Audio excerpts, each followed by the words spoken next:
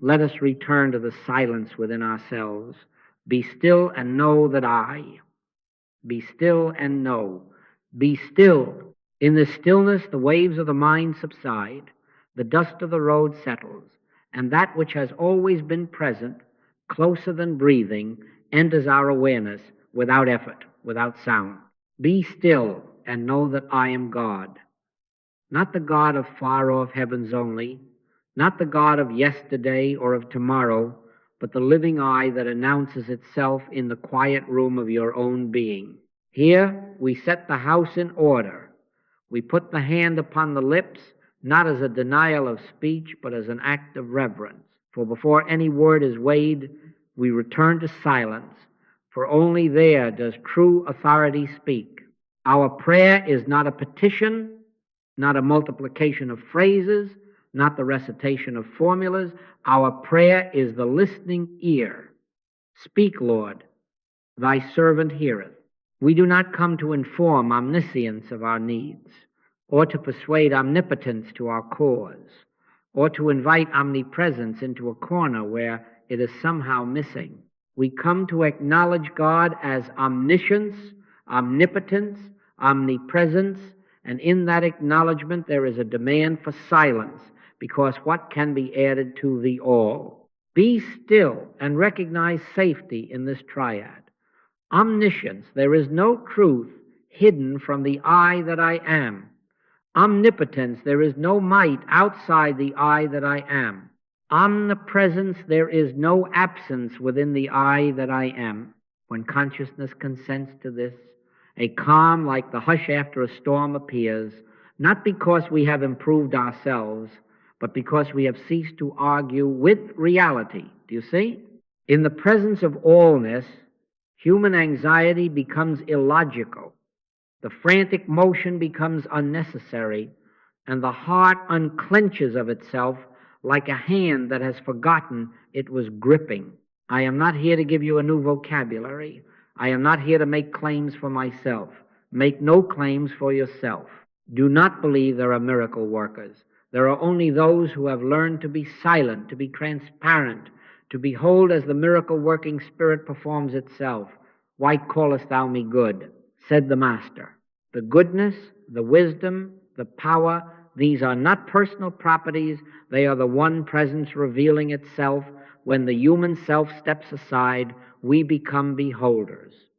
Transparency, not operators. Our task in this hour is not to fashion a better net of words, but to let down the nets into the deep stillness and wait upon the one who knows where the fish already are. I know that some of you have come weary of noise, religious noise, spiritual noise, the industry of promises and programs, the carnival of personalities. The soul gets tired of being shouted at, offered answers before its true question has ripened. We are not here to add to the shouting. We are here to learn discernment without cynicism, to be as wise as serpents and as harmless as doves. We are here to try the spirits, not with suspicion and bitterness, but with the gentle certainty that truth bears its own signature and does not need our defense. But hear me. The only way to try the spirits is to enter the silence where the Spirit alone is tried and found faithful. Once in a small village by the sea, let it be known that this is an image for your meditation. The bell in the tower rang each hour with such insistence that the villagers came to believe the bell was the keeper of time and the giver of order. Then for a season the bell was stilled, its rope was cut, its tongue hushed. At first there was panic, and men with worried faces ran through the streets. We have lost the hour, we have lost the order. But in the hush that followed, they heard the tide, the regular rise and fall, the ancient pulse of life that had measured their days long before any bell was cast. Children began to notice the gulls return at dawn, the golden seam of light across the horizon, the implicit hour in the opening of the lilies. Do you see? When the bell of words is silenced, you will not be left without a measure. The I in the midst of you is the measure, the order, the sufficiency. The kingdom of God is within you. So let the bell be quiet for a little while now. Let the slogans, even the pious ones, stand aside. Let the clever sayings rest. We are not anti-word, we are pre-word. Before the word of man, there was the word that was with God and was God. Before the statement, there is the silence from which all true statement flows in right season. If you will consent to 5 minutes, to 10 minutes, to many times in each day of this humble quiet, you will be surprised to discover that the one you were seeking is the one who has been seeking you. Behold, I stand at the door and knock. Not battering the door, not advertising at the door, but knocking, waiting upon the listening ear. Our safety is not in methods. Our safety is in acknowledging one power. If God is omnipotent, there are not two powers wrestling in the skies or struggling in the intestine of your day. If God is omnipresent, there is not a nook or cranny of your experience from which the eye can be absent.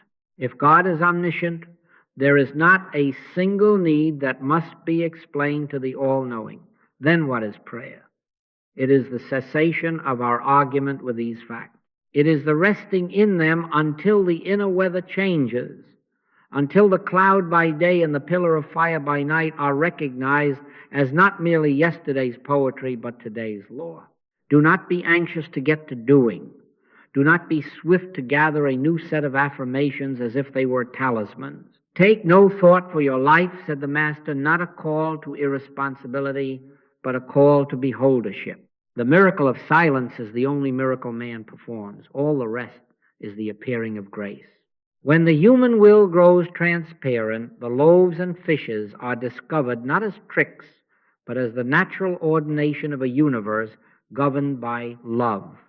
And love, let us be exact, is not a sentiment.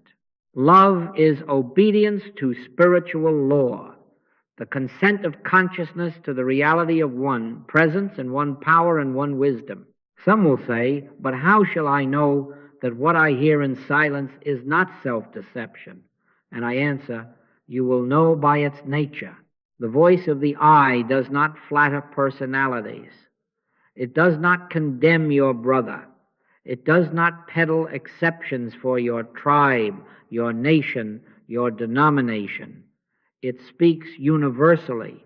It bids you love your enemy and bless those who curse you. It aligns with omniscience, omnipotence, omnipresence, so that fear is unmasked as belief in another power and hate is revealed as ignorance of our shared source.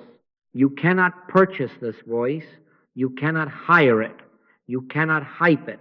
You can only be still until it is heard. Let us now quietly make an act of commitment, not an oath to any outer work, but the inward vow to keep many times in each day the listening ear alive, to retire as often as is given into the secret place and say with no ornament, speak, Lord, thy servant heareth. To remember that I is the name of God, that I in the midst of me is mighty, that the I that I am sees from a place of unity and not of fear. And when we move among words again, as we must, for the world is a marketplace of words, let us carry the hush with us. Let us handle language as one handles a lamp in a dry field, carefully, reverently, mindful that the fire is not in the wick, but in the unseen spark.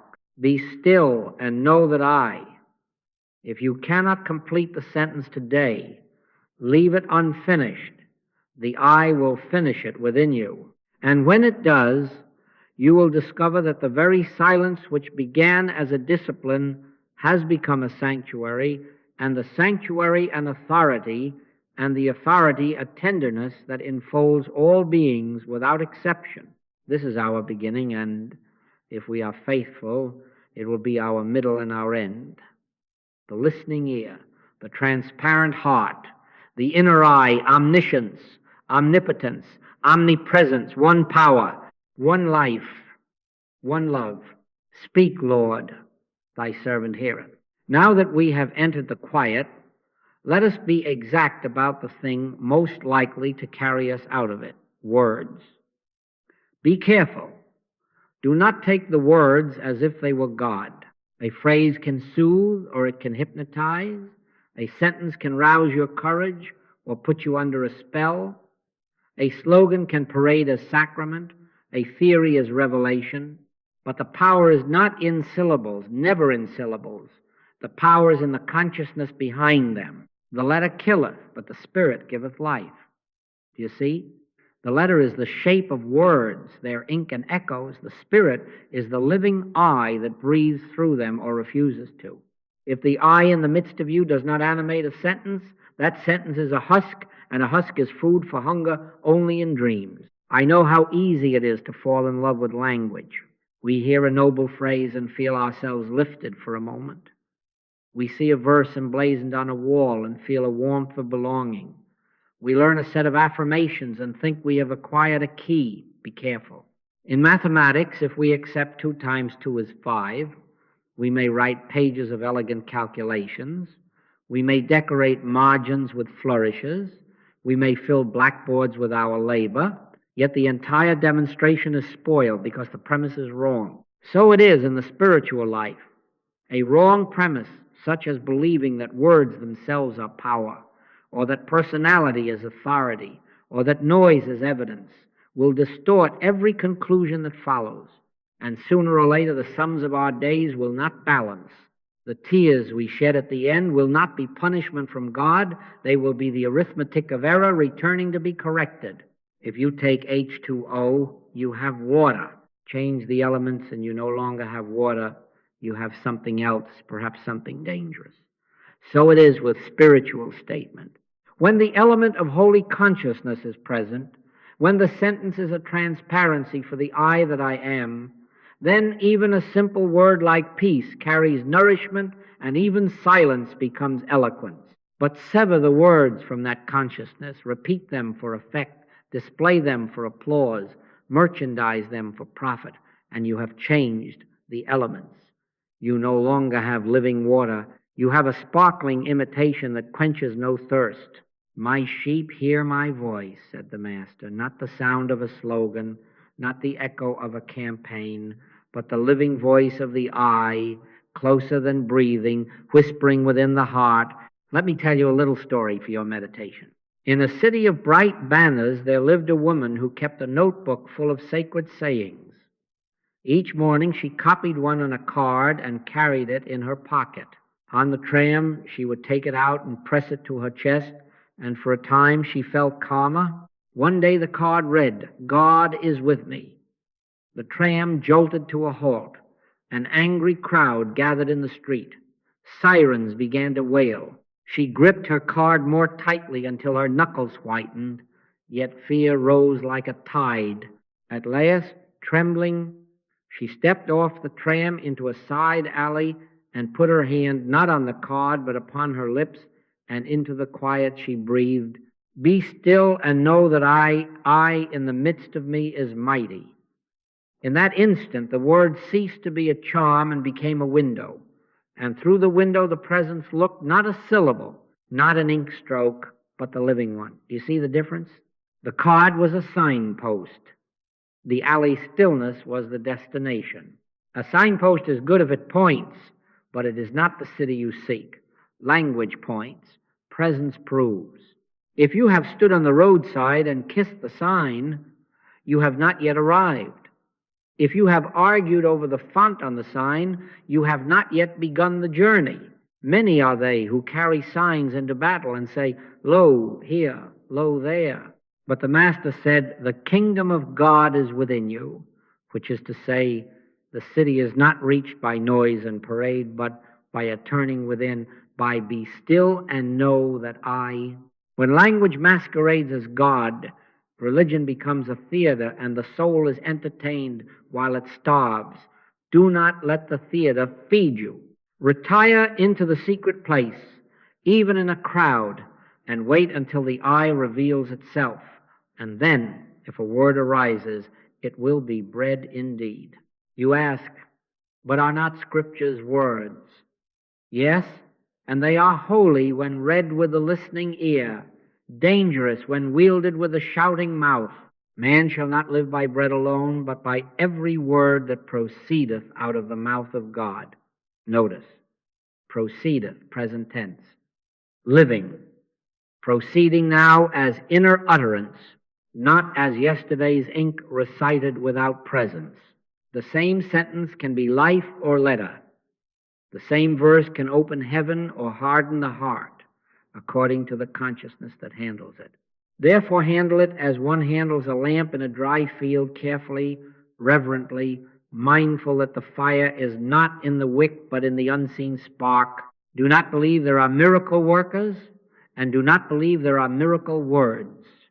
The only miracle within your power is the miracle of silence, into which the miracle-working spirit appears of itself. In all my years, I have never seen syllables heal a man. I have seen consciousness realized as one. Power dissolved fear, and in that atmosphere, healing was the natural consequence. Peace, be still, said the Master to the storm, not as an incantation, but as the voice of the one who knew no opposing power. If you repeat, peace, be still, without that realization, you have merely rearranged the air. If you enter silence until the I speaks from your midst, a great calm appears, and your words, or your wordlessness, carry the weight of that calm. Be careful that you do not take eloquence for evidence. A golden tongue can gild a lie. A clumsy phrase can carry grace. Pay attention to the consciousness behind the words. Are you being led inward to the listening ear or outward to the marketplace? Are you being turned to one power, omniscience, omnipotence, omnipresence, or excited into a frenzy of two powers, fearing and fighting shadows? Are you being enlarged into universal love or reduced into a narrow pride for your tribe and text? Why callest thou me good, said Jesus, refusing the flattery that makes idols of persons and phrases? That refusal is your safety. Make no claims for yourself. Make no claims for your words. Consent to be a transparency, a beholder, and let the I make its own claims by its own appearing. I offer you this rule, simple and exacting. If a sentence drives you into more speech without first sending you into silence, be wary. If a doctrine inflames you to condemnation of your brother, be wary. If a slogan promises exemption for your group or your cause, be wary. Try the spirits, not the slogans. Taste the fruit, not the leaves. The presence of the I will always usher you into quiet, will always strip you of fear by revealing one power, will always widen your heart until even your adversary is included in your prayer. Anything less is only the clatter of tongues. Therefore, let us keep watch. As we return to the necessary traffic of words, letters to write, meetings to hold, sermons to hear, let us enter them as one enters a sea with a trusted rope tied about the waist, the rope of silence. Many times in each day put the finger on the lips inwardly and say, Speak, Lord, thy servant heareth. Let words come, let words go, but do not let them take the throne. The throne is reserved for the I that I am, the only authority, the only power, the only life. And as we abide in that, even our smallest phrase begins to carry warmth, not because of its craft, but because of the fire invisible in its midst. Be still and know that I, not merely a phrase to soothe the nerves, but a revelation of identity. When Moses inquired after the name, the answer was not a title to be chanted in bazaars. It was an identity to be known in the secret place. I am that I am. I is the name of God. Understand me, not the personal I that boasts or fears, not the pronoun that gathers possessions and defends opinions, but the I which I am before all pronouns, the I that is closer than breathing, the I that is the life of your life, the light of your light. I in the midst of me is that God. When you feel after that, when you are still enough to sense that center, you have found the storehouse which I am, the hidden manna laid up where moth and rust cannot corrupt. In that instant, authority shifts. It moves from bookshelves and pulpits and platforms to the quiet sanctuary of your own being. Do you see why words alone will not do? The name is not syllables. The name is presence. Thou shalt not take the name of the Lord thy God in vain is more than a prohibition against careless speech. It is a charge not to handle the holy I as if it were a charm or a label. To speak I without bowing within is to take the name in vain. To be still until the I announces itself is to hallow the name. When the inner I is realized, there are not two of you, one mortal and one divine, wrestling under one roof. There is the surrender of the mortal sense and the rising, like dawn, of the true identity. In that light, fear loses its argument, for there is only one power, and in the recognition of one power there is no enemy to battle, no shadow to chase. Omniscience, omnipotence, omnipresence, this triad is not a creed to repeat, but the nature of the I realized. Therefore, make no claims for yourself, and be careful that you do not make claims for another. Why callest thou me good, said the Master, directing all honor away from personality to presence. He would not permit a crown to be set upon the head of a man, for one is your Master, even Christ, the anointed presence, the I that speaks in the midst. When a teaching awakens dependence on a teacher, it has betrayed the Christ. When a voice on a platform persuades you that your life is tied to its sound, it has led you away from the name. True teaching is a finger that points and then disappears into the horizon. It sends you to the secret place and bids you stay until you hear within, I stand at the door and knock. When you open not to a personality but to presence, the lesson is learned, and the teacher, if he is faithful, rejoices to be forgotten. I am not saying despise instruction or neglect the fellowship of saints. I am saying measure all instruction by the witness of the inner I. The Spirit beareth witness with our spirit that we are the children of God. That witness is the authority. If a sentence you hear turns you inward to silence, if it dissolves fear by revealing one power, if it widens love until it includes those you are prepared to exclude, then the sentence has carried the name. Otherwise, it is only sound. My sheep hear my voice, not in the airwaves, not in the latest book alone, but in the ear of the heart, where the I addresses itself to itself, and you know. Not think, know. This is why the act of commitment must be an act of returning many times in each day to the listening ear. Within this I are guidance, supply, and protection already ordained. Seek ye first the kingdom of God, which is to say, seek the realized presence. And all these things shall be added, not as bribes for good behavior, but as the natural outflow of alignment. The I goes before you to make the crooked places straight.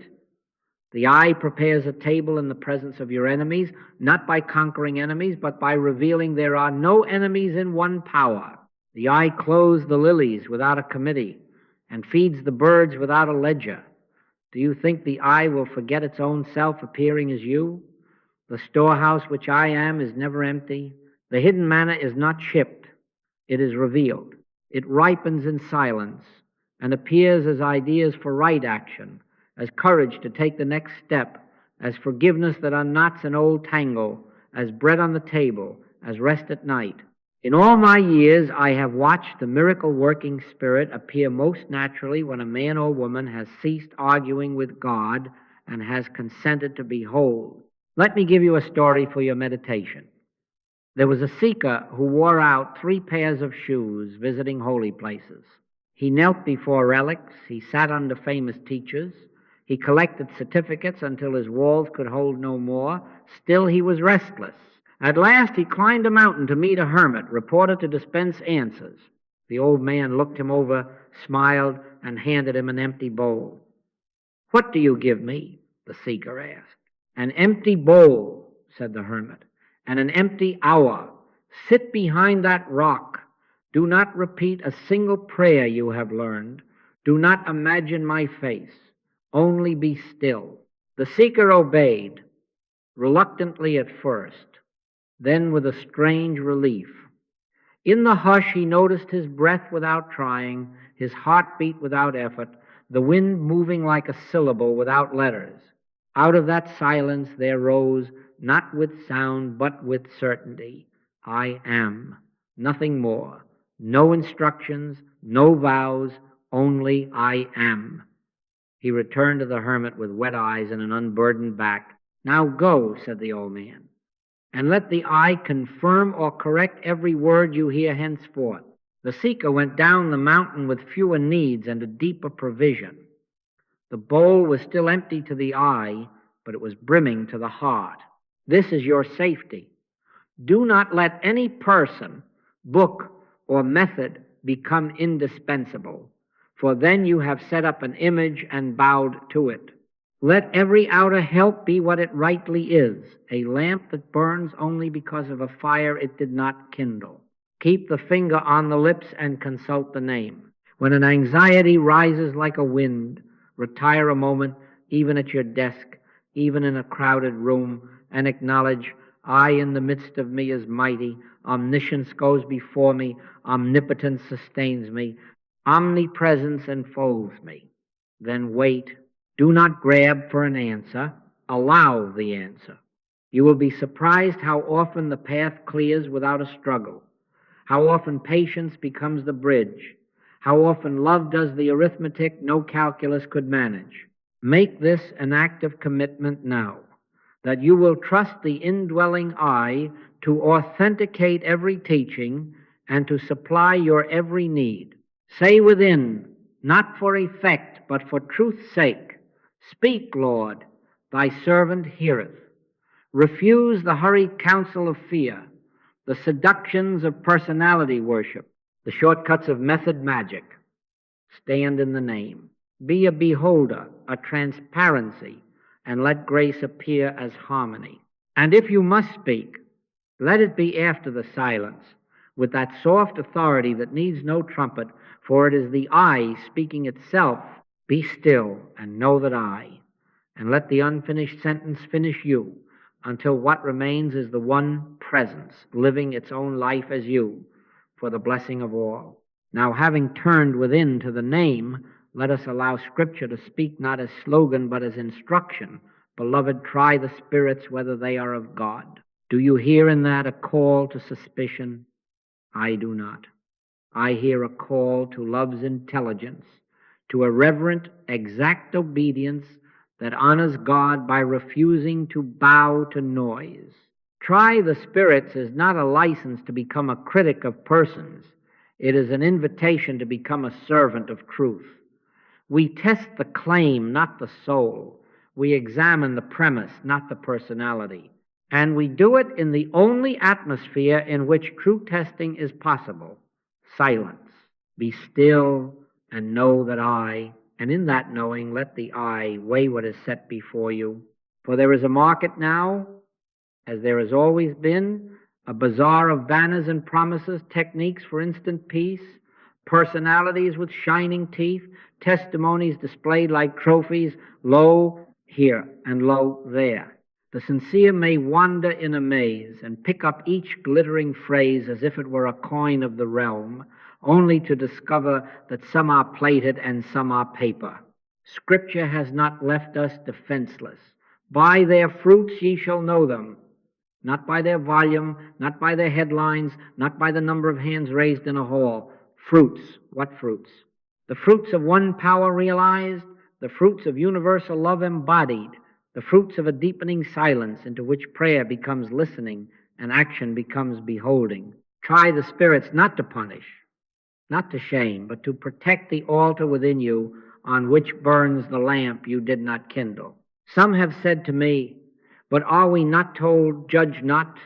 And I answer you, judge not persons, condemn not motives, for you cannot read the chambers of another's heart.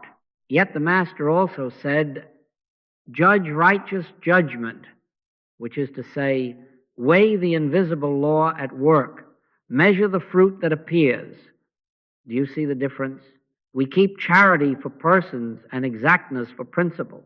We refuse cynicism, for cynicism is but a creed of two powers dressed in cleverness.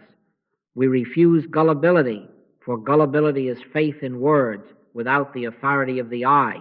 Love tests not with a knife, but with light.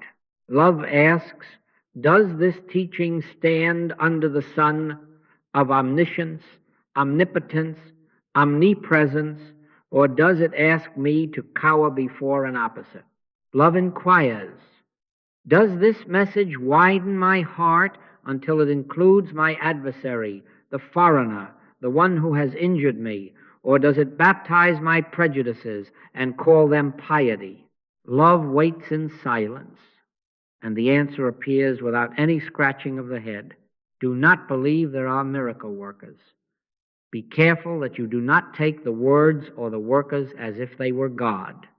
No man performs a miracle except the miracle of silence. Man in his silence becomes the transparency for the miracle-working spirit. When the human will is still, when the personal desire to make a showing is put aside, grace appears as harmony, health made evident, supply discovered, guidance recognized, not because a personality has pulled a lever, but because the I in the midst of you has been given room to be itself. Why callest thou me good, said the Master, returning every garland to the altar of presence. If the teacher himself would not own goodness as a personal property, how shall we lay at the feet of any man the crowns that belong to the invisible one? In the laboratory of spirit, we accept no opinions, not even our own, as final. We prove me now herewith, speaks the ancient word, prove in the quiet, prove in the life, prove in the fruits. If we accept 2 times 2 is 5, we can decorate equations with poetry, but the sum will not stand. If we mix new elements into H2O and insist that it is still water because we prefer the taste, we will be deceived and perhaps harmed. So with doctrine, if it departs, even politely, from one power, universal love and sacred silence, it has altered the elements. It may sparkle, it may sell, but it will not refresh. Try the spirits, do not try the slogan. Weigh the consciousness behind the words. Ask, is there an atmosphere of peace that does not depend on winning? Is there an absence of fear that does not depend on control? Is there an inclusion that does not stop at my border, my party, my pew? I say to you again, be still before you decide. In all your traffic, keep a little room, an inner alcove, where you retire for 30 seconds, for 3 breaths, and say, speak, Lord, thy servant heareth. Then listen, not for thunder, not for approval of your bias, but for the tone of the I. The I will not rail against your brother. The I will not promise you privilege while another starves. The I will not set up 2 powers and bid you battle in its name. The I will quicken you to acts of quiet generosity. The I will steady you in storm without enemy making. The I will send you back into the street with a soft answer and a clear eye. If what you hear aligns with this, proceed in faith. If not, lay it down gently, bless, and pass on. That is loving discernment.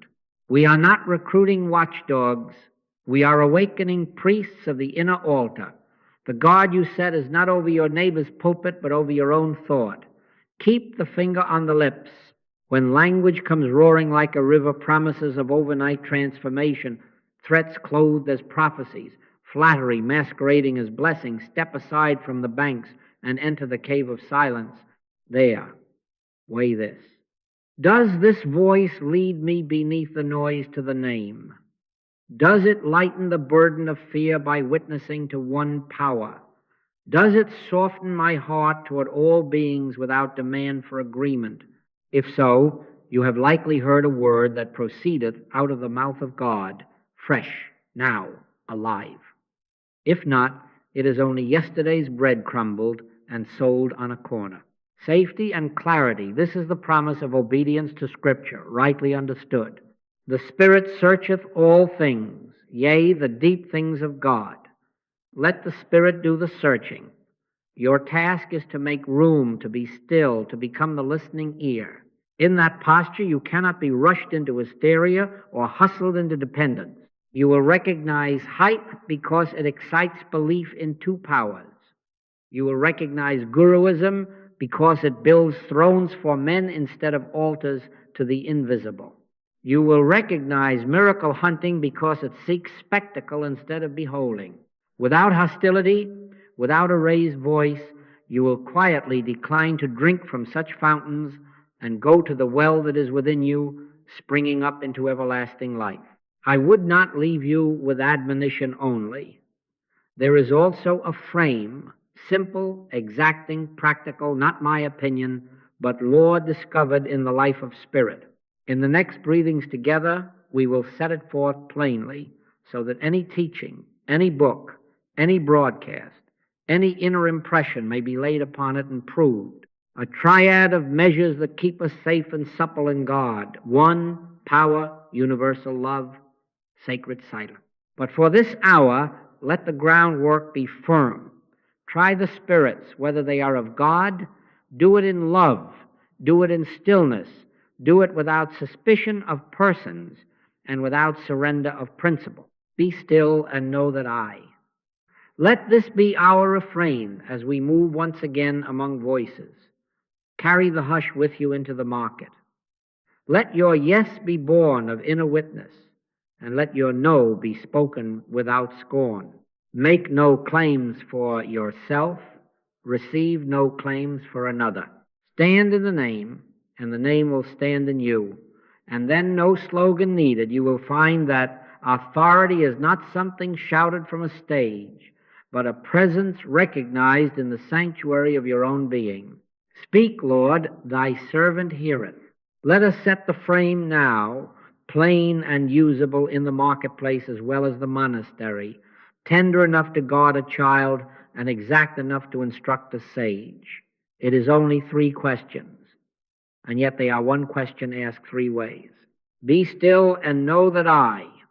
Then ask, does this message witness to one power? Does it bear the fruit of love, tangible and universal? Does it usher me from many words into holy quiet and beholding? If you will hold these 3 lights over any teaching, any broadcast, any impulse arising within, you will not be deceived. You will not need to raise your voice. You will rest in authority that is not yours, but is nearer than hands and feet, the I in the midst of you.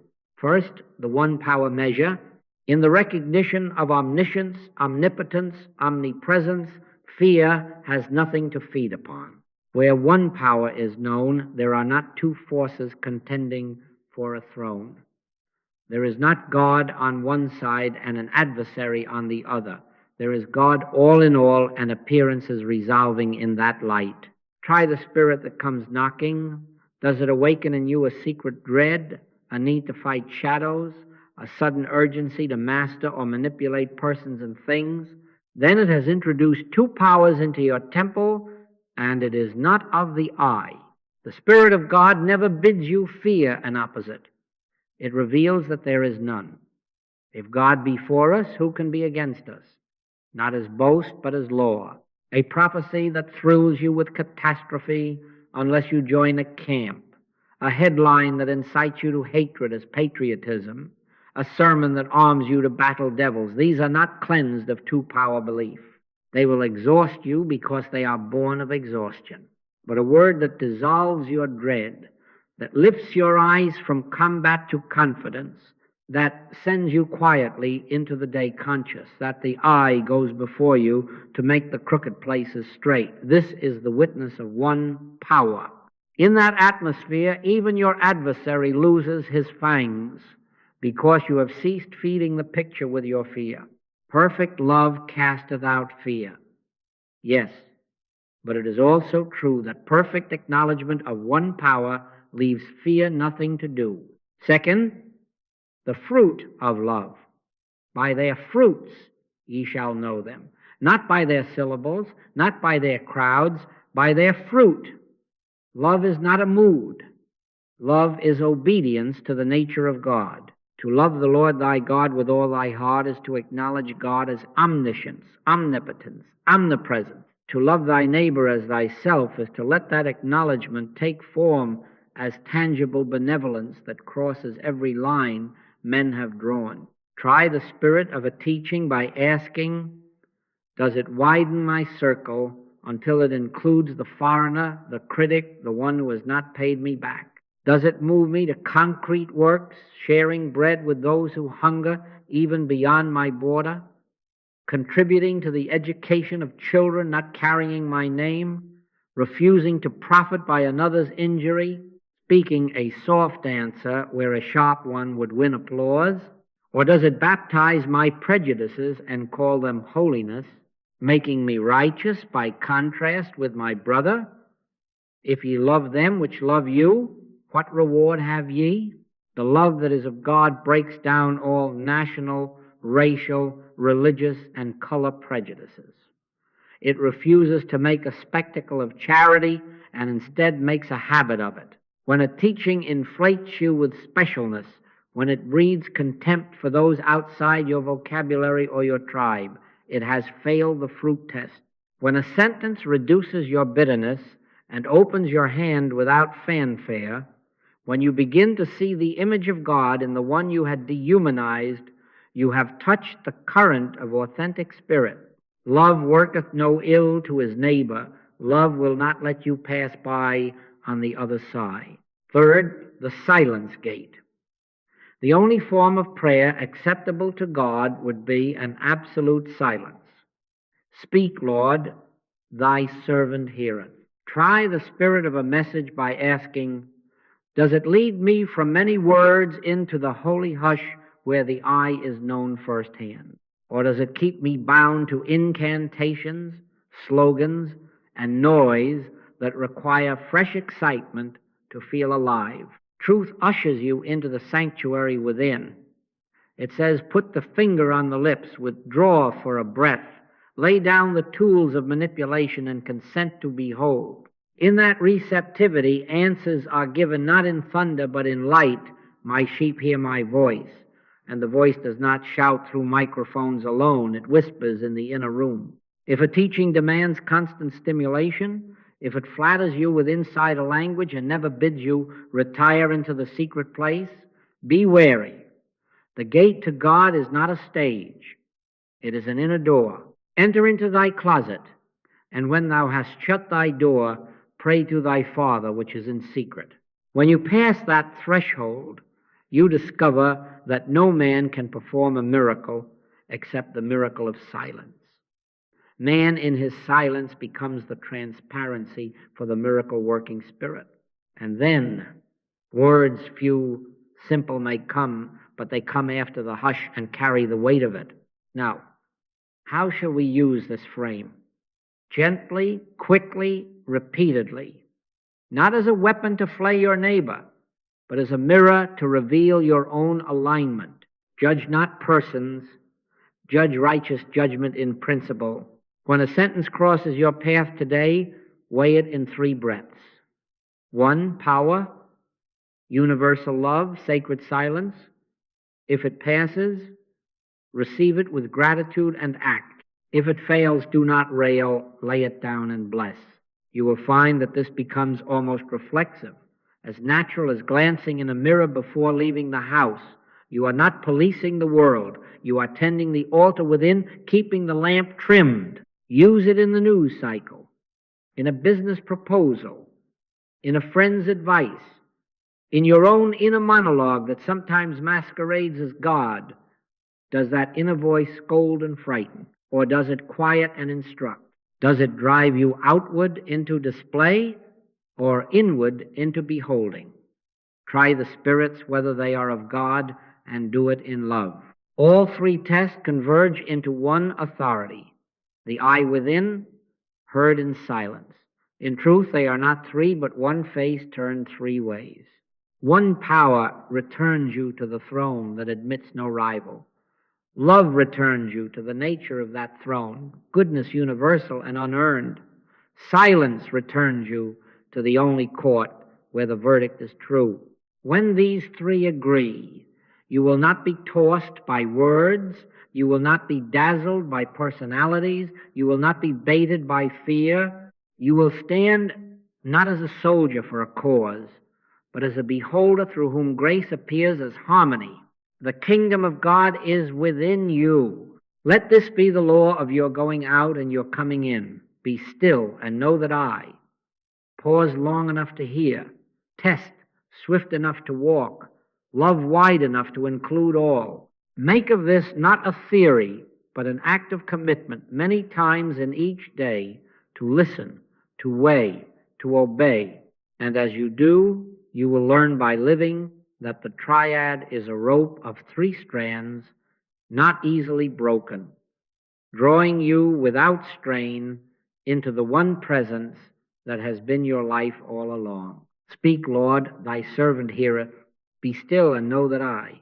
We begin the first measure not with argument, but with acknowledgement. For the recognition of one power is not a belief to be defended. It is an atmosphere to be lived.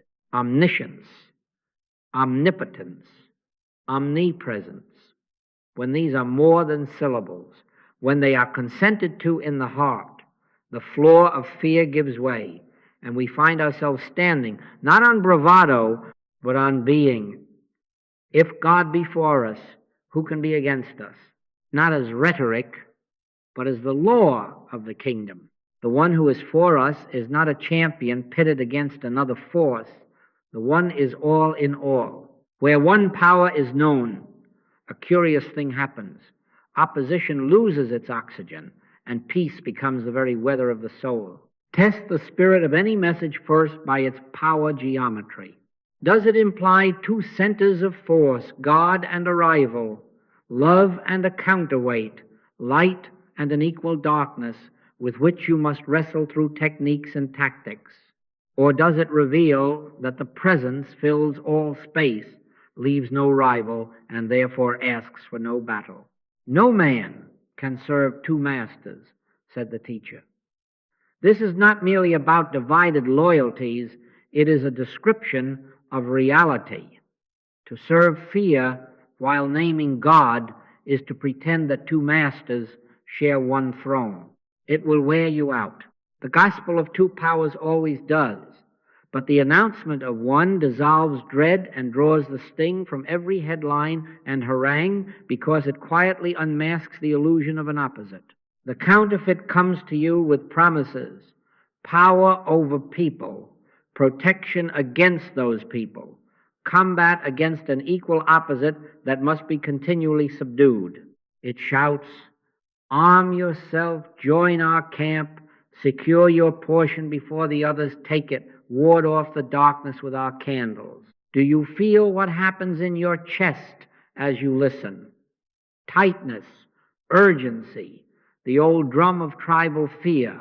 That is the meter of 2-power belief. If a message inflames your hatred or baptizes your anxiety, it has failed the 1-power measure, no matter how many verses it quotes, no matter how nobly it flies a flag.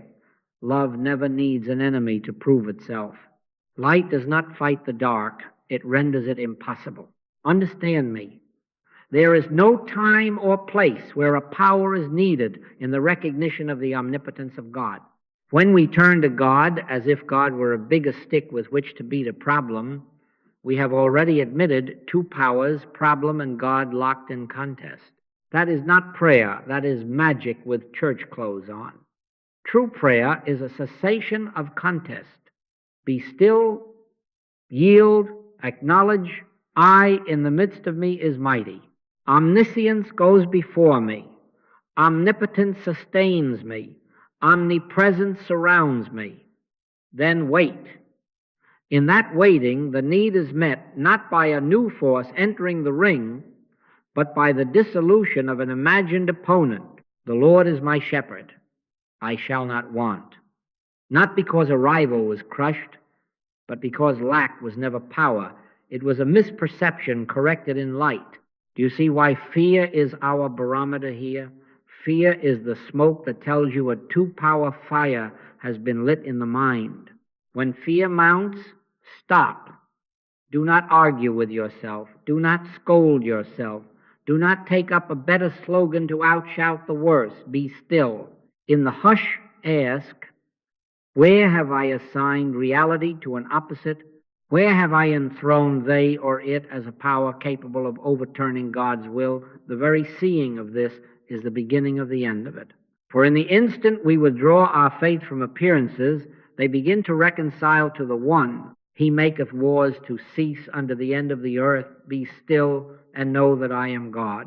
The ceasefire begins inside. Karmic law, call it moral consequence, if you will, is set in motion whenever the ego seizes an imagined power and wields it over another.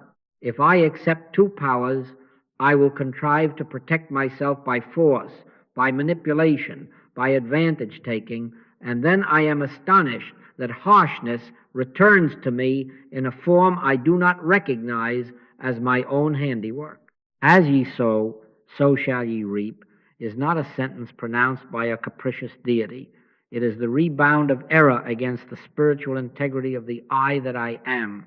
The moment I yield the weapon opinionated dominance, frighten, control, and return to the one, integrity is restored and the motion of return begins. Punishment, as we love to call it, ends in the moment of our enlightenment. The forms may take time to unwind, but the sentence is commuted when the belief in two powers is surrendered. Let me paint it, not as theory, but as the street you walk. A memo crosses your desk. Cut the budget, protect our division, let the others fend for themselves or else. You feel the breath shorten. Two powers have entered the room, survival and God. Do not sign in that state.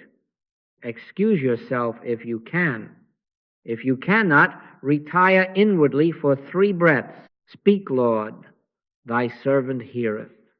In that pause you may discover a third way, not combative, not capitulating, born of one power, recognized. Perhaps you pick up the phone and collaborate instead of carving. Perhaps you discover redundant spends you can release without injuring another. Perhaps you receive the courage to say, we will not build our security on their lack, and a new arrangement appears. If the choice inflames fear and rivalry, it is of two powers. If it settles into peace and clarity, it bears witness to one. Again, a preacher thunders, they are coming for your children. We must take our country back. Cheers. Gooseflesh. A carnival of dread disguised as zeal. Try the spirit. Does it direct you to love your neighbor, including the one who differs from you, or to despise him for sport? Does it set up enemies to rally your small self? If it inflames hatred, it is not of the one, no matter how deftly it quotes. Fear not, little flock, for it is your Father's good pleasure to give you the kingdom. The kingdom does not come by shoving. It appears when one power is known and the heat of fear subsides into the light of understanding. The one power measure is not passivity, it is purity. It frees you to act without a foe in mind. Daniel did not whip the lions. He beheld one and found peace in a den. The master did not debate the storm. He rested in the one and said, peace, be still, as one who had already been still. The authority of such words is not in their syllables, but in the consciousness behind them. That is why I bid you make no claims for yourself and receive none for another.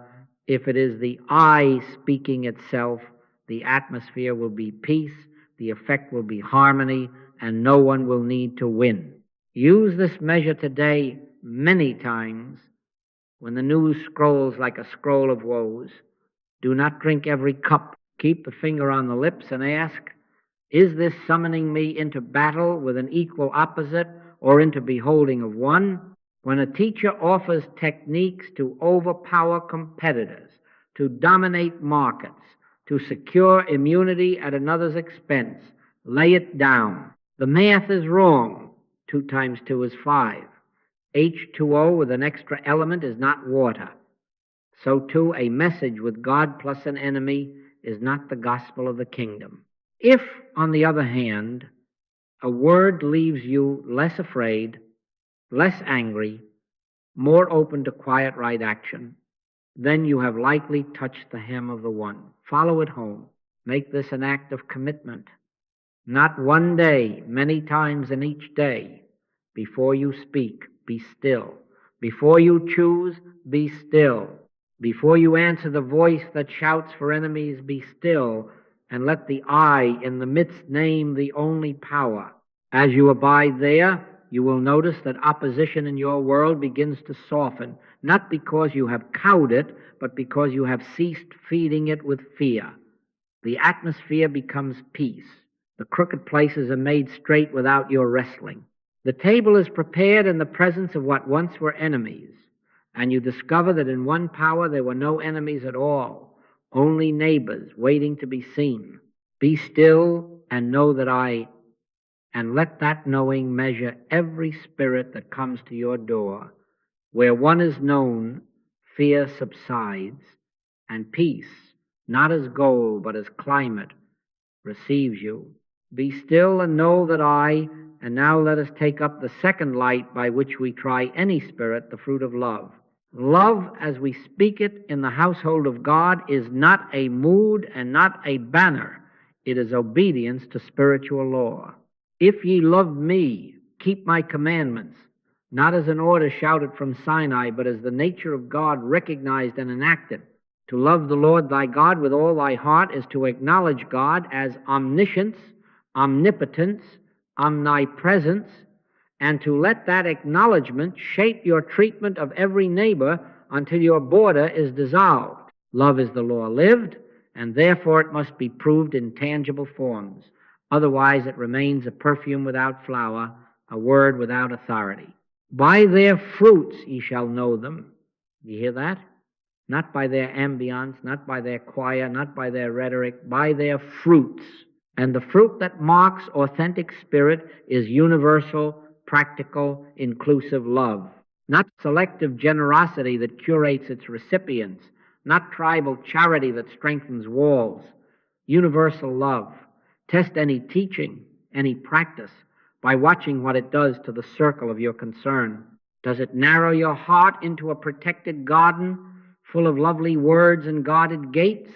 Or does it break open the fence until there is one pasture and one shepherd? There is neither Jew nor Greek, bond nor free, male nor female, for ye are all one. If a message baptizes your prejudices and hands you a verse as a robe, it is not of the eye. But if it exposes your prejudices to the light and frees you to see God's image in the one you were trained to despise, you have touched fruit from the tree of life. What, then, are the proofs of such love? They are plain enough to embarrass the sophisticated. Provide food for other nations as if they were your own, not as public relations, but as recognition of one household of God or no household at all. Serve even the so-called enemy when he is wounded on your road. Do not cross to the other side armed with theology. Educate the children other than your own, not to make converts, but to honor the image of God in a mind awakening. When saw we thee an hungered, a stranger, naked, in prison? And the answer comes back, inasmuch as ye have done it unto one of the least of these, ye have done it unto me. Do you see how exact the law is? Love is not sentiment. Love is the acknowledgement of the I in the midst of every being, evidenced in bread and books and bandages, delivered without advertisement.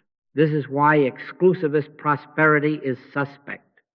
A teaching that multiplies your barns but leaves your neighbor famished may be clever economics, but it is not the gospel of the kingdom. The sun does not choose gardens. It rises on the evil and on the good. The rain does not negotiate. It falls on the just and on the unjust. If your prosperity requires gates and slogans to justify its neglect of the next street, it has failed the fruit test. If your peace requires an enemy to prove itself, it is not peace, It is a ceasefire funded by fear. But if your increase overflows as rivers run to the sea quietly, consistently, without cameras, and widens the table until those who once accused you now eat beside you, then your increase has the fragrance of omnipresence, and you need not defend it. Love has verified you. Let us be very exact here, because the mind loves to hide in the fog of generalities. Love will make concrete choices. It will strike a line in your budget that was for luxury and write instead, relief for a city I have never entered, scholarships for children who will never know my name, restitution where my prophet pressed another into want. Love will open your schedule.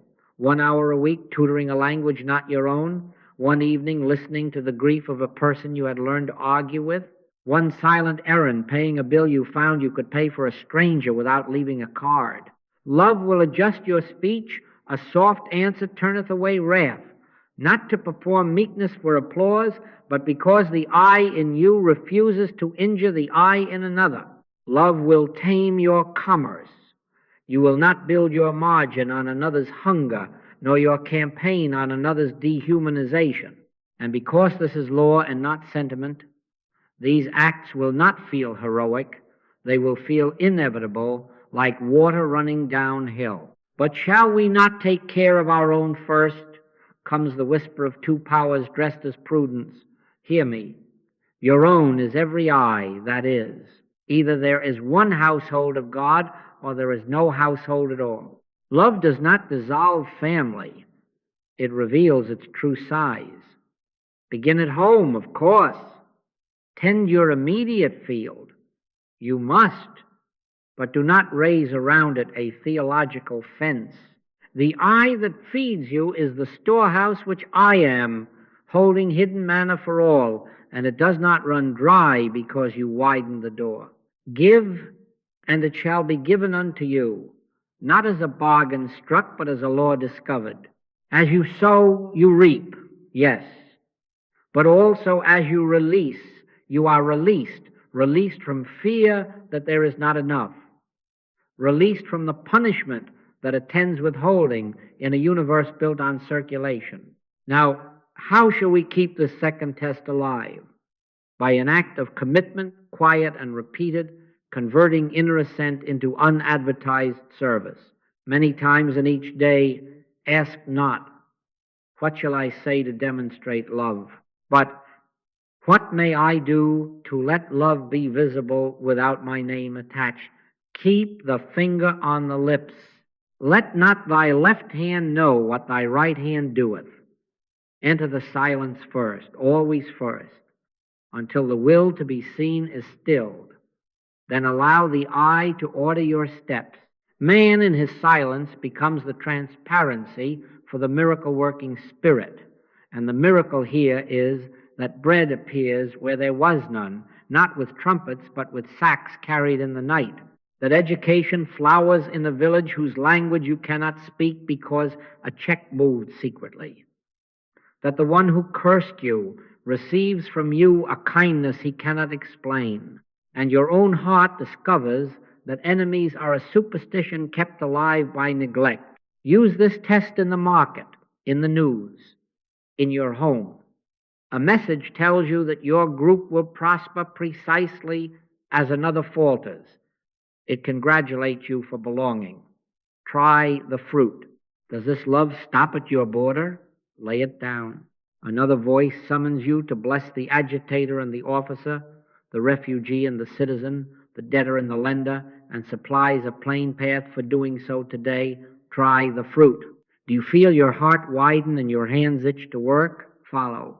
A policy offers you tax relief at the expense of the invisible poor. A sermon valorizes your grievance while caricaturing your opponent. Fruit, not flourish. By this shall all men know that ye are my disciples, if ye have love one to another. Tie this back to the first measure, because the law is seamless. Perfect love casteth out fear.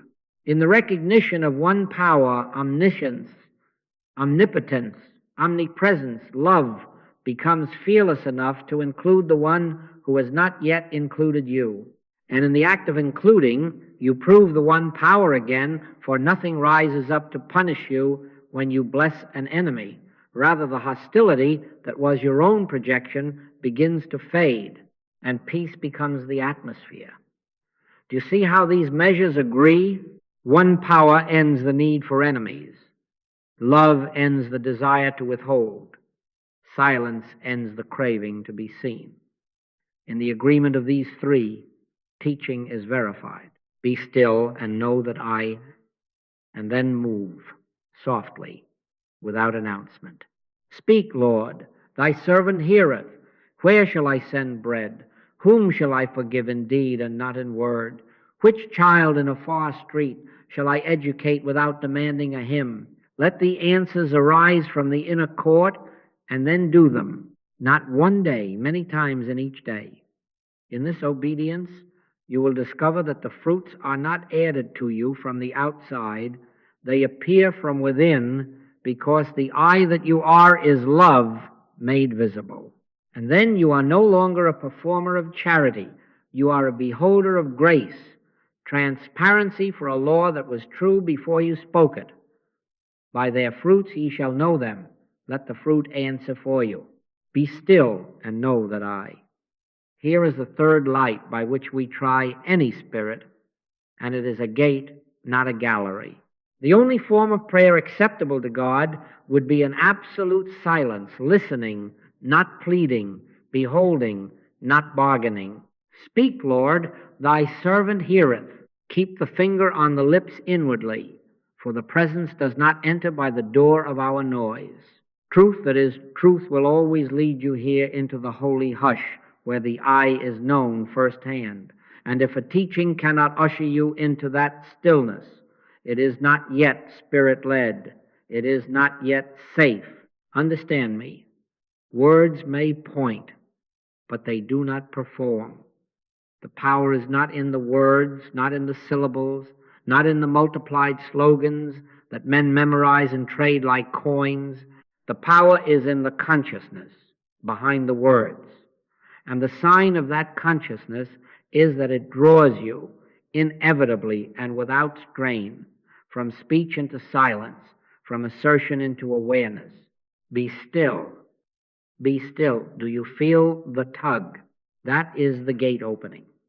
If, instead, you feel driven to accumulate more phrases, to shout down fear with louder formulas, to manage outcomes by mental manipulation, then the message has stranded you in the vestibule and never brought you to the altar.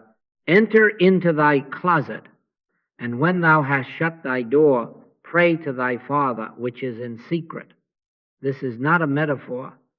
It is instruction. Try the spirit of any counsel by its ability to show you that door in the next 30 seconds of your life. Can it bring you now to the listening ear? Can it lift the hand to the lips, not as dramatics, but as inner obedience, until the mind ceases its persuasive speech and watches? If you cannot find quiet in the wake of a message, if you are left only with agitation and a new set of incantations, be wary. The presence is nearer than breathing. It does not require a sound system. My sheep hear my voice, and the voice is a whisper that need not compete with storms. When it can say to the sea within you, peace, be still. Let this test be practical, not pious. A notification lights your device with new designed to inflame. A draft burns on your tongue demanding reply. A need knocks on your door with a stopwatch. Before you answer any of them, make the act of commitment that keeps you in the household of God. 3 breaths with the finger on the lips. 1 sentence, speak, Lord, thy servant heareth. 1 consent, be still, and know that I... Do you see how everything begins to rearrange without your noise?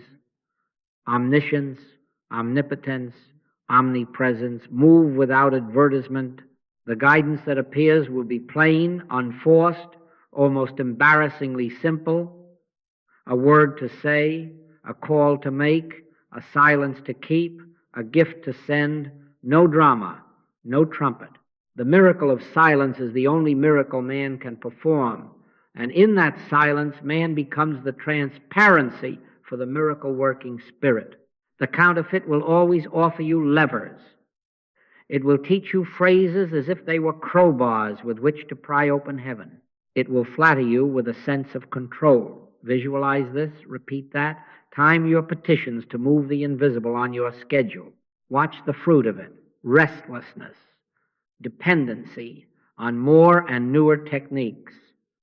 The subtle fear that if you forget the formula today, God will forget you. That is bondage to words. Lay it down. When ye pray, use not vain repetitions as the heathen do, for they think that they shall be heard for their much speaking. Your Father knoweth. Silence is trust that the storehouse which I am is full before a syllable is uttered. Silence is the end of negotiation and the beginning of knowing. How shall you know that you have passed the gate? Peace becomes the atmosphere, not as a goal achieved, but as weather discovered.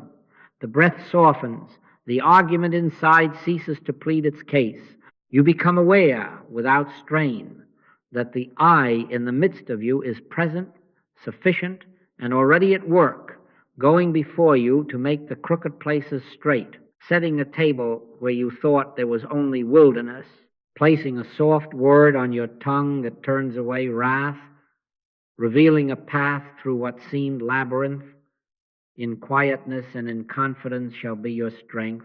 This is not passivity. It is permission granted to omnipotence to be what? It is through the transparency you have become. Try the Spirit by this gate in the ordinary. In traffic, a horn blares and the old captain in you reaches for the helm to dominate the sea. Finger to lips, be still. The I is here in the midst of me, and the sea is only mind in motion. Watch the lane widen inside before it widens outside. At a bedside where pain has carved its initials, let the hands be gentle and the soul be quieter still. Do not throw words like stones at the suffering. Sit, listen. I am with you always, is the present saying, itself as calm through you. If speech comes, let it follow the hush, never precede it.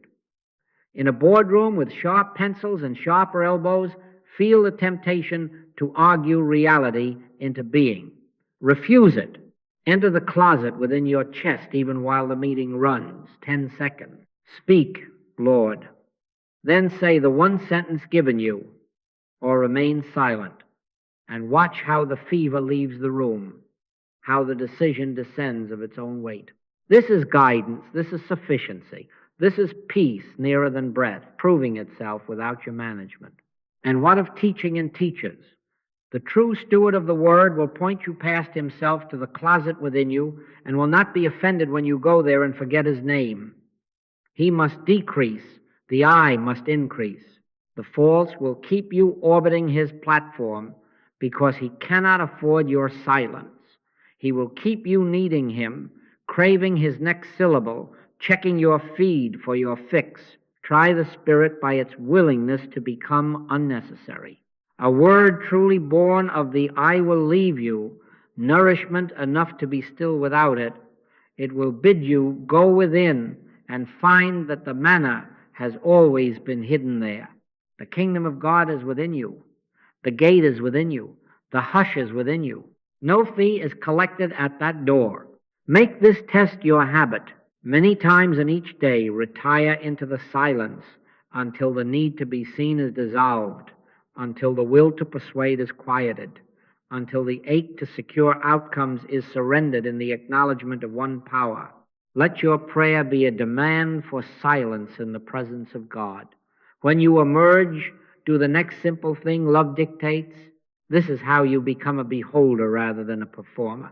This is how you make no claims for yourself and yet become a place where harmony appears. And if ever the noise returns, and it will, do not scold yourself. Do not take up a louder slogan to drown it. Be still again. Always the same gate. Always the same I. Truth ushers you into sacred silence where the I is known firsthand. Anchor here, and words will find their right use. few, timely, transparent to the consciousness that sent them. Anchor here, and you will find that you lack nothing you tried to pull with phrases. Anchor here, and fear will have no foothold. For two-power belief cannot breathe in the atmosphere of the one. Be still and know that I. Let that be the test and the sanctuary. Speak, Lord, thy servant heareth, and then without announcement walk on. Be still and know that I. And now let us speak plainly and without heat of the counterfeits that gather about the threshold whenever there is hunger for God. Beware personalities that claim special powers. Be careful that you do not take the words as bright and multiplied as they may be as if they were God. No man can perform a miracle except the miracle of silence. Man in his silence becomes the transparency for the miracle-working Spirit. Beyond that there is only show. Why callest thou me good? Said the Master, refusing even the compliment that would anchor attention in personhood. You see, the Christ within decreases the man that he may increase as I. Where a teacher builds a throne of self, the presence must wait outside. Watch for the signs that the market is open and the temple is for sale. Fear marketing. They are coming for your health, your children, your future, used as a prod to herd you under a brand. Secret formulas that promise leverage over life if you purchase the next layer. Devotion redirected to a label, to a stage, to a relic, to a word treated as a power object. Say this 3 times at midnight, wear that bracelet, touch this cloth, join this tribe. That is not prayer. That is superstition draped in spiritual vocabulary. If you accept 2 times 2 is 5, you will spoil your entire mathematical demonstration. If you add to H2O, an extra element, you will not have water. So too, the gospel with accessories, God plus technique, presence plus charisma, I plus a trademark, is not the gospel of the kingdom. The power is in the consciousness behind the words, not in the syllables, not in the trinkets, not in the noise. Talkativeness in spiritual things is itself a red flag. Endless promises, crowded calendars, ceaseless streams, and yet little quiet, little instruction to keep the finger on the lips and retire to the closet within. This is a signal that the center has been displaced by a performance. When ye pray, use not vain repetitions, for they think that they shall be heard for their much speaking. The Father knoweth. Where omniscience, omnipotence, omnipresence are reverenced, words grow fewer and more transparent. Where egos are being built, the floodgates open, and one slogan must answer for the last. Try the Spirit by the silence it can give you, not by the applause it can elicit. Miracle hunting is the cousin of guruism, and it wears the same perfume hype mixed with panic and scarcity. A wicked and adulterous generation seeketh a sign, not because God is against signs, but because chasing them blinds the eye to the eye that is nearer than breathing. Signs follow them that believe. They are not to be pursued like trophies. The multiplication of loaves and fishes, the stilling of storms, the table prepared in the presence of former enemies, these appear as harmonies when the beholder is transparent, not when the mind is hungry for spectacle. If your heart quickens at the announcement of displays, at countdowns to outpourings, at limited time activations sold like tickets, be still. Ask, does this summon me to the one power, to universal love, to sacred silence? Or does it stoke my fear of missing out, my greed for advantage, my dependence on a personality to open what God has already opened? The answer will be in your breath. Tightness means 2 powers. Peace means the one is being honored. I have watched, as you have, the parade of promises, the seed that buys the miracle, the course that guarantees influence, the chant that bends destiny if recited on time with the moon. And I tell you soberly, in all my years I have never yet had God tell me about an error in any person that I might expose it, nor a technique I might merchandise. Grace does not advertise. It appears. Where spirit is, there is liberty. Liberty from fear-driven giving, liberty from the tyranny of next, liberty from the addiction to being seen at every event where the holy is rumored to appear. Take no thought, for your Father knoweth that ye have need of these things. The storehouse which I am holds hidden manna. The presence in the midst supplies without our bargains. How then shall we walk among these stalls without cynicism and without complicity, with compassion, and with our ear kept to the inside of the door? Bless and refrain from debate. Do not argue men out of their amulets. Do not throw verses like stones. A soft answer turneth away wrath, and sometimes the softest answer is none. Retire again to the silence. Speak, Lord, thy servant heareth. If direction is given to say a single sentence, friend, the kingdom of God is within you. You need no intermediary. Say it and become still. If no sentence is given, stand as peace without commentary. In that beholding, some will feel the futility of their dependency in turn. Others will need time. Karmic law is exact. As you and I refuse to feed the market with fear, the market will discover it cannot thrive on our attention. Give God the glory and never the teacher or the technique. Not unto us, O Lord, not unto us, but unto thy name give glory. Be careful even with the subtle forms of credit. It was my meditation that healed. It was my affirmation that prospered. No, it was the I in the midst omniscience, omnipotence, omnipresence, appearing as harmony when you ceased claiming agency. Make no claims for yourself, and do not receive the claims others would put upon you. If praise comes, pass it through you like light through clear glass. He must increase, I, the person, must decrease until only the I that I am remains. This is transparency. This is safety. This is the end of guruism in you, even if the world continues to market it. You will notice as you cleave to presence that certain dependencies fall off. The need for new slogans, the craving for the next conference, the anxiety that if you miss this stream, you will miss your visitation. Your attendance will become simpler, your giving quieter, your day less punctuated by compulsive checking of feeds for your fix of reassurance. The shepherd's voice will be enough. Peace, be still, will be the word you hunger for, and you will hear it in your own closet. Cloud by day, pillar of fire by night is not a spectacle to be rented. It is guidance that accompanies the beholder who moves at the pace of obedience. Let me paint you a scene you will recognize. A flyer arrives promising a weekend of impartations, guaranteed breakthroughs, access to secrets once held by ancients, now decoded for our time. Early bird price ends tonight. Your pulse rises. Two powers enter the lack you fear, and the answer on sale: stop, be still, try the spirit by our three lights. Does it honor one power, or does it worship technique as a lever?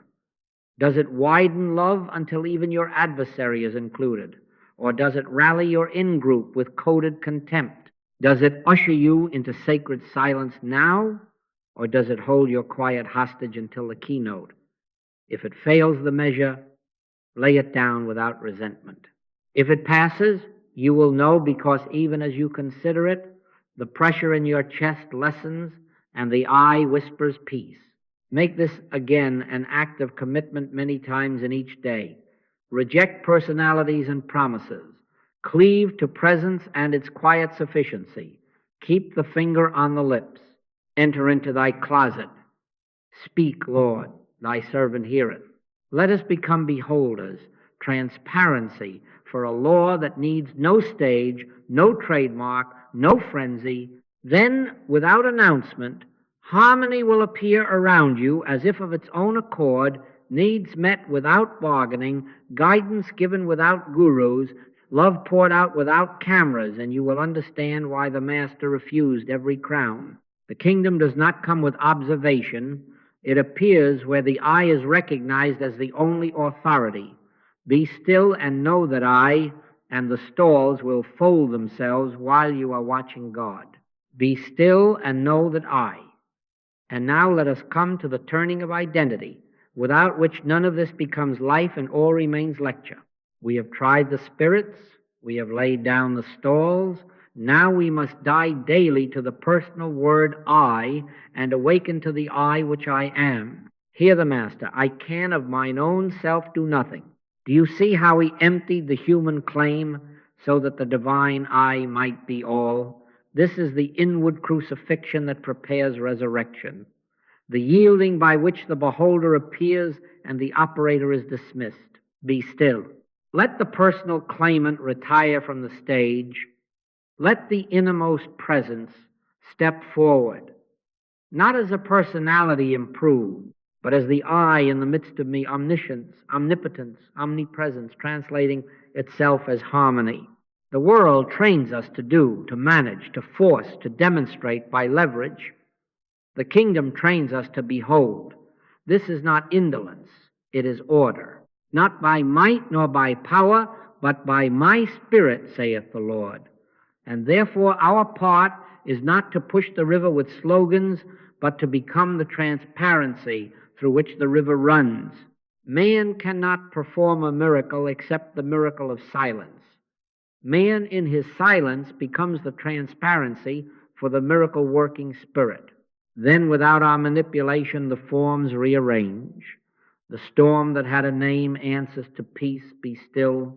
The lack that made its case finds loaves and fishes multiplied without bargaining. The way that was blocked becomes plain as a highway through the sea. Do you see? Beholders, not operators. Transparency, not technique. To live as beholder is to accept the divine arithmetic in place of our restless math. If you insist that 2 times 2 is 5, you will spoil your entire demonstration. If you insist that outcomes must be engineered by you, you will exhaust yourself and darken your sight. But if you agree with spiritual law, one power, one presence, one mind, then you can watch how the cloud by day moves when you move and waits when you must wait. You can feel the pillar of fire by night, warm your steps without audience. You can sit at a table prepared in the presence of what you once called enemies, and the cup runs over because the source is within. The storehouse which I am is never depleted. The hidden manna is never rationed, but it is recognized only by the I that I am when the personal voice is quiet. I die daily, wrote the apostle, and this must be our rhythm, not as drama, but as devotion. Many times in each day, withdraw the claim of the little I. Keep the finger on the lips. Enter the closet. Speak, Lord, thy servant heareth. Then let obedience have its way without speech. Watch and pray without ceasing, not with anxious repetition, but with the steady inner watch that refuses 2 powers, refuses fear, refuses the conceit that words themselves can compel God. This is eternal vigilance, the price of spiritual living. In this vigilance, you are purified of the need to perform. You are weaned from the dependence on applause. The results belong to God. Make no claims for yourself. If healing comes, give God the glory. If supply appears, give God the glory. If reconciliation occurs where bitterness had tenure, give God the glory. Our function is silence, and then obedience, and then love enacted quietly. When thou doest alms, let not thy left hand know what thy right hand doeth. Do not post your benevolence. Do not brand your mercy. Let love be the anonymity of God in motion. The miracle-working Spirit does not audition. It appears. And when it appears through your beholding, it will look like very ordinary goodness bread, where there was only a shelf of excuses. a visit where there was only avoidance, a phone call that becomes peace, a policy revised because stillness entered a room, and then, after the fact, you will say, surely goodness and mercy followed me, and I did not arrange it. Let us be exact about the posture. The beholder relinquishes outcomes but not responsibility. He withdraws his hand from the lever but keeps his face toward the light. He does not abdicate love, he abides in love. He does not abandon prudence, he purges prudence of fear. He does not cease working. He ceases working as if separated from the I that works. The Father that dwelleth in me, he doeth the works. This is the sentence that ends strain. You cannot add an ounce of strength to omnipotence. You cannot add a thought to omniscience. You cannot add an inch to omnipresence. Be still. Consent, and then move as the movement is given. Speak as the sentence arrives. Give as the door opens. No management, no magic, only law being law, God being God. In practice, it is simple and it is rigorous. In the kitchen, a child's cry rises with the kettle. The habit is to command, to lecture, to fix by volume. Be still. Speak, Lord. A softer word arrives. The cry settles. Peace, not pressure, trains the moment. At the desk, invoices say lack. The habit is to scramble, to sell your repose for one more hour. Be still. It is the Father's good pleasure to give you the kingdom. A call comes to give, not to hedge. You give, the fear breaks, and the river of supply proves it is not a canal you must dig. At the bedside, flesh argues with pain. The habit is to throw affirmations like stones. Be still, I am with you always. Sit as presence until presence does what presence does. Sometimes action, sometimes silence, sometimes a hand held like a sacrament. These are small doors. They open on large rooms. Keep watch against the return of two powers, for it is persistent. News will offer you an altar to fear and an anthem for your tribe. Decline both and retire to the inner court. A success will tempt you to write your name where only I should be. Erase it before the ink dries. A setback will seduce you to take back the helm and pull at fate with slogans. Fold your hands inward and remember, the only miracle I perform is silence. This is what it means to pray without ceasing, not to pile up words, but to keep the ear turned inward, the lips guarded, the heart available to omniscience, omnipotence, omnipresence, as they define the outer scene. Beholders are not passive. They are transparent. They are not fatalistic. They are faithful. They do not shrug and call it God's will. They watch and call it God's action when action appears. They are not indifferent. Their love is universal, practical, inclusive, and it is given without horn or drum. They break bread because bread is needed, not to prove a theology. They cross the road because a neighbor fell, not to recruit him for a pew.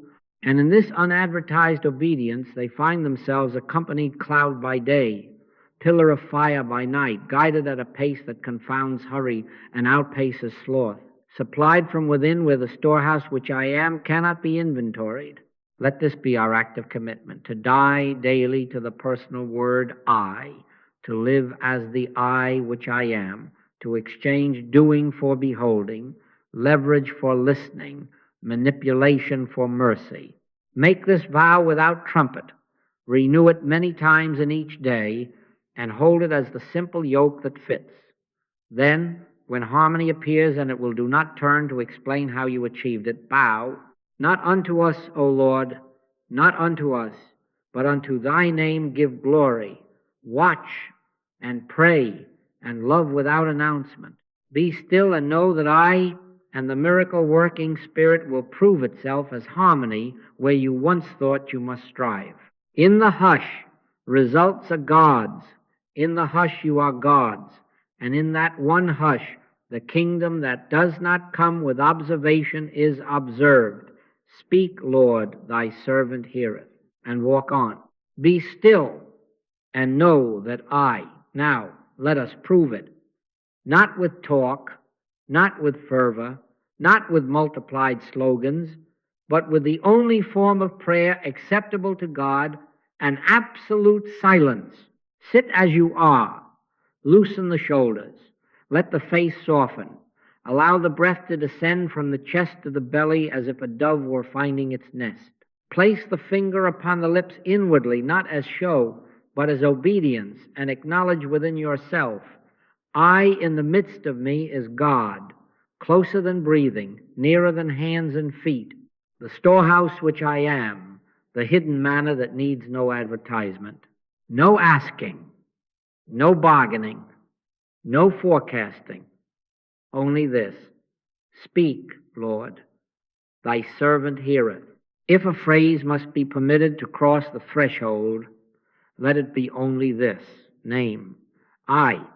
Let every other syllable come to rest like petals upon quiet water. Lay down the fear of two powers. Acknowledge one power, omniscience, omnipotence, omnipresence, as the atmosphere in which you now sit.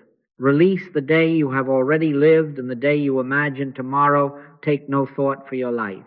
Retire into thy closet and shut the door on outcomes, on people, on praise, on blame. Consent to be no one performing, only a transparency receiving. Let us be silent together now, not in vacancy, but in full attention, the listening ear, standing guard. Speak, Lord, thy servant heareth. We will not fill these minutes. We will not coax God. God requires no coaxing. We will not signal to heaven with noise.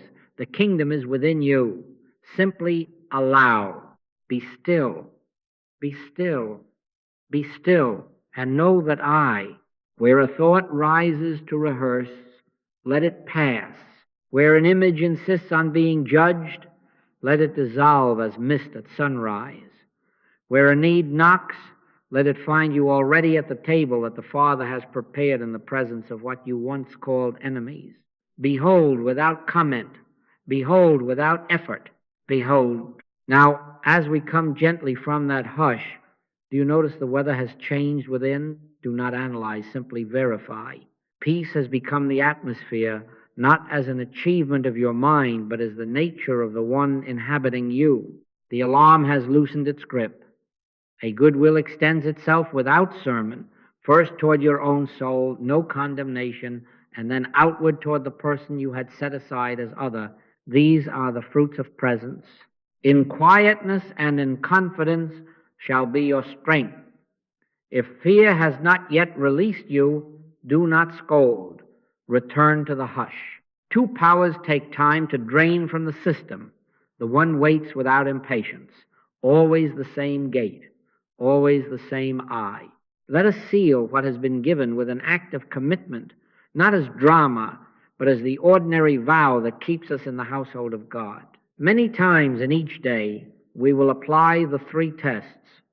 One power, universal love, sacred silence. We will try the spirits, not the slogans. Does this impulse, this teaching, this news honor the one, or does it enlist me in the worship of fear?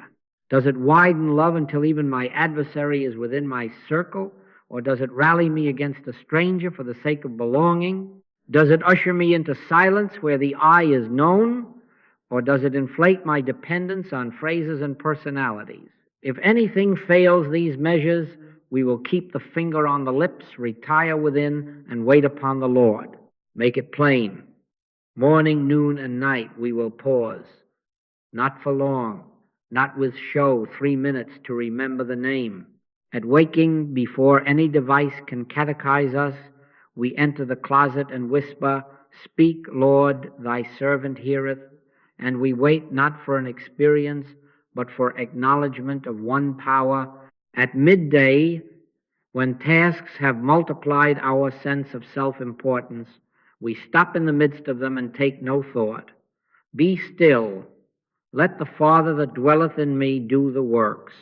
At night, when memory wishes to prosecute the day, we place the hand upon the heart and consent to forgiveness for others, yes, but first for ourselves, and we rest in the presence that neither slumbers nor sleeps.